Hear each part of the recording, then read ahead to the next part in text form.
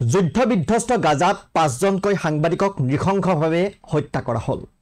ইজৰাইলৰ আক্ৰমণত গাজাত নিহত হ'ল আল জাজিৰাৰ ৫জনকৈ সাংবাদিকক লক্ষ্য কৰি ইজৰাইলে চলোৱা এই আক্ৰমণক লৈ এতিয়া স্তম্ভিত সমগ্ৰ বিশ্ব।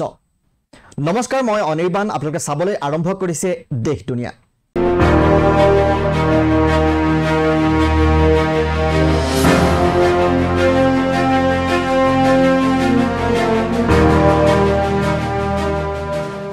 গাজাৰ আল শিফা হস্পিটেলৰ মূল প্ৰৱেশদ্বাৰত থকা এটা টেণ্টক লক্ষ্য কৰি আক্ৰমণ কৰে ইজৰাইলে। সংবাদ মাধ্যমৰ বাবে থকা এই টেণ্টত ইজৰাইলে কালি সংঘটিত কৰা আক্ৰমণত নিহত হয় মুঠ ৭জন লোক। নিহতসকলৰ ভিতৰত আছে আল জাজিৰাৰ সাংবাদিক আনাছ আল শ্বৰীফ, মহম্মদ ক্ৰেইকেহৰ লগতে ফটো সাংবাদিক ইব্ৰাহিম জাহিৰ, মোৱামেন আলিৱা আৰু মহম্মদ নৌফাল। ইজৰাইলৰ মতে হামাছৰ এটা সন্ত্ৰাসবাদী কোষৰ মুৰব্বী আছিল ২৮ বছৰীয়া সাংবাদিক আনাছ আল শ্বৰীফ। এই হত্যাকাণ্ডৰ কিছু সময়ৰ পূৰ্বে আল শ্বৰীফে উত্তৰ গাজাৰ পৰা বিস্তৃত বাতৰি প্ৰকাশ কৰা ২৮ বছৰীয়া আল শ্বৰীফে এক্সত লিখিছিল যে ইজৰাইলে গাজা চহৰৰ পূব আৰু দক্ষিণ অংশ, যাক ফায়াৰ বেল্ট বুলিও কোৱা হয়, সেই স্থানত তীব্ৰ কেন্দ্ৰীভূত বোমাবৰ্ষণ চলাইছে। তেওঁৰ শেষৰটো ভিডিঅ'ত ইজৰাইলৰ ক্ষেপণাস্ত্ৰ বিস্ফোৰণৰ তীব্ৰ শব্দও শুনিবলৈ পোৱা গৈছে। ৬ এপ্ৰিলত লিখা এক বাৰ্তাত যিটো তেওঁৰ মৃত্যুৰ পাছত প্ৰকাশ পাইছে, তাত আল শ্বৰীফে কৈছিল যে তেওঁ জীৱনৰ সকলো যন্ত্ৰণাৰ অভিজ্ঞতা লাভ কৰিছে আৰু বাৰে বাৰে শোক আৰু ক্ষতিৰ স্বাদ গ্ৰহণ কৰিছিল। তেওঁ লিখিছিল, তথাপিও মই কেতিয়াও সত্যক বিকৃতি বা ভুল উপস্থাপন নকৰাকৈ যিদৰে আছে তেনেকৈ প্ৰকাশ কৰাত দ্বিধাবোধ কৰা নাছিলোঁ। এই আশাত যে ঈশ্বৰে সেইসকলৰ সাক্ষী হ'ব যিসকলে নীৰৱ হৈ আছিল, যিসকলে আমাৰ হত্যাক গ্ৰহণ কৰিছিল আৰু যিসকলে আমাৰ নিশ্বাসবোৰকো শ্বাসৰুদ্ধ কৰিছিল। আমাৰ শিশু আৰু মহিলাসকলৰ বিধ্বস্ত শৰীৰবোৰেও তেওঁলোকৰ হৃদয়ক স্পৰ্শ কৰা নাছিল বা আমাৰ জনগণে ১.৫ বছৰৰ পাছতো সহ্য কৰি থকা নৰসংহাৰ বন্ধ কৰা নাছিল। তেওঁৰ পত্নী বায়ানক এৰি যাবলগীয়া হোৱাৰ লগতে পুত্ৰ ছালাহ আৰু কন্যা ছামক ডাঙৰ হোৱা দেখা নোপোৱাৰ বাবেও সাংবাদিকজনে দুখ প্ৰকাশ কৰিছিল। আল জাজিৰা মিডিয়া নেটৱৰ্কে এক বিবৃতিত এই হত্যাকাণ্ডক সংবাদ স্বাধীনতাৰ ওপৰত এক নিৰ্লজ্জ আৰু পূৰ্ব পৰিকল্পিত আক্ৰমণ বুলি নিন্দা কৰিছে।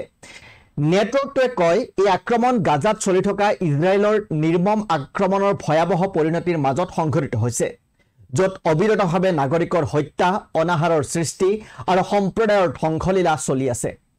গাজাৰ সাহসী সাংবাদিক আনাছ আল শ্বৰীফ আৰু তেওঁৰ সহকৰ্মীসকলক হত্যাৰ নিৰ্দেশ গাজাৰ সত্যক প্ৰকাশ কৰা কণ্ঠস্বৰক নিস্তব্ধ কৰাৰ এটা প্ৰয়াস।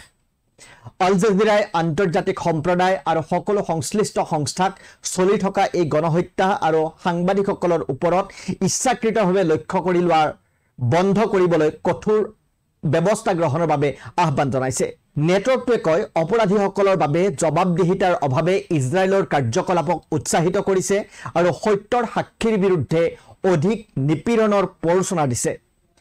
আক্ৰমণৰ সময়ত সেই স্থানৰ সমীপতে থকা আল জাজিৰাৰ সংবাদদাতা হানি মাহমুদে কয় যে আল শ্বৰীফৰ হত্যাৰ বিষয়ে সংবাদ প্ৰচাৰ কৰাটো যুদ্ধৰ বিগত ২২ মাহত তেওঁৰ বাবে আটাইতকৈ কঠিন কাম আছিল।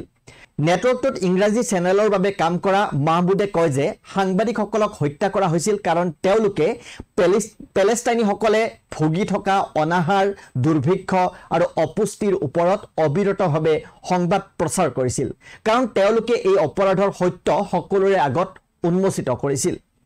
ইপিনে আল শ্বৰীফক ইচ্ছাকৃতভাৱে হত্যা কৰা বুলি নিশ্চিত কৰা এক বিবৃতিত ইজৰাইলৰ সেনাই সাংবাদিকগৰাকীক হামাছৰ এটা কোষৰ নেতৃত্ব দিয়া আৰু ইজৰাইলী সাধাৰণ নাগৰিক আৰু ইজৰাইল সৈন্যৰ বিৰুদ্ধে ৰকেট আক্ৰমণ চলোৱাৰ অভিযোগ উত্থাপন কৰিছে। ইয়াৰ উপৰিও অভিযোগ কৰা হৈছে যে তেওঁলোকৰ হাতত পেলেষ্টাইনী গোটটোৰ সৈতে তেওঁৰ জড়িত থকাৰ প্ৰমাণ সাব্যস্ত কৰা নথিপত্ৰ আছে। কিন্তু ইয়াৰ বিপৰীতে ইউৰোমেড হিউমেন ৰাইটছ মনিটৰৰ বিশ্লেষক মহম্মদ শ্বেহাদাই কৈছে যে আল শ্বৰীফে যিকোনো শত্ৰুতাত অংশগ্ৰহণ কৰাৰ কোনো প্ৰমাণ পোৱা নাই।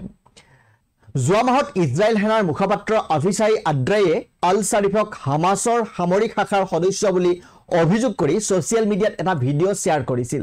ইয়াৰ পাছত ৰাষ্ট্ৰসংঘৰ মত প্ৰকাশৰ স্বাধীনতাৰ বিশেষ প্ৰতিবেদক আইৰিন খানে কয় যে আল শ্বৰীফৰ বিৰুদ্ধে ইজৰাইলী সেনাৰ বাৰম্বাৰ ভাবুকি আৰু অভিযোগত তেওঁ গভীৰভাৱে আতংকিত হৈ পৰিছিল।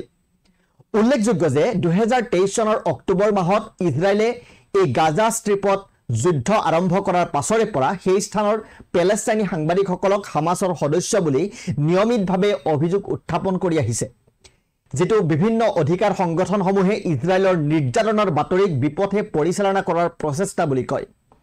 ইজৰাইলৰ সেনাৰ আক্ৰমণ আৰম্ভ হোৱাৰ পাছৰে পৰা 200ৰো অধিক সাংবাদিক আৰু সংবাদ মাধ্যমৰ কৰ্মীক হত্যা কৰা হৈছে, য'ত আল জাজিৰাৰ কেইবাজনো সাংবাদিক আৰু তেওঁলোকৰ আত্মীয় আছে।